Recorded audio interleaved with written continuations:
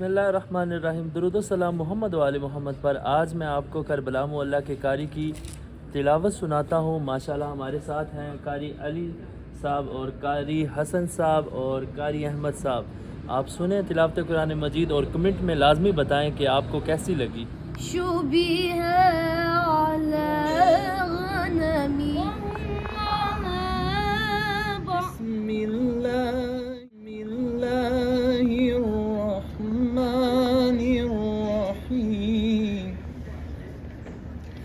كلا نمد هؤلاء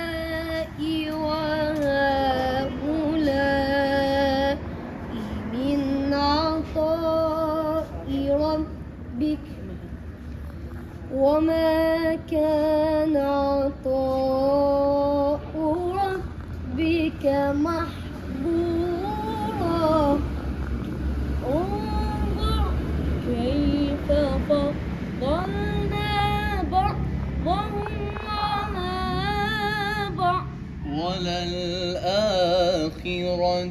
أكبر درجات وأكبر تفضيلا لا تجعل مع الله إلها آخر فتقعد مذموما مخذولا قضى ربك ألا تعبدوا إلا إياه وبالوالدين إحسانا إما يبلغن عندك الكبر أحدهما أو كلاهما فلا تقل لهما أف ولا تنهرهما وقل لهما قولا كريما قال رب اشرح لي صدري ويسر لي أمري واحلل عقدة من لساني يفقه قولي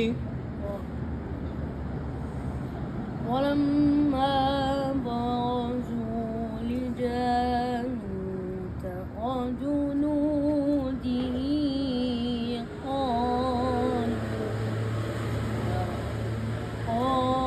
قالوا ربنا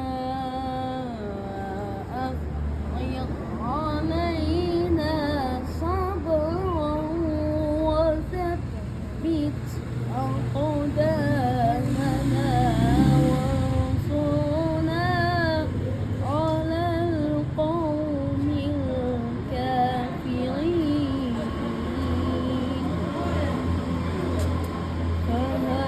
فهزموهم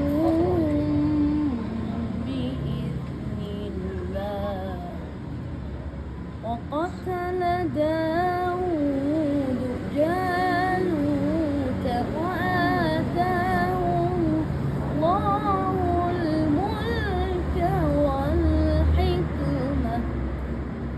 وآتاه الله الملك والحكمة وعلمه مما يشاء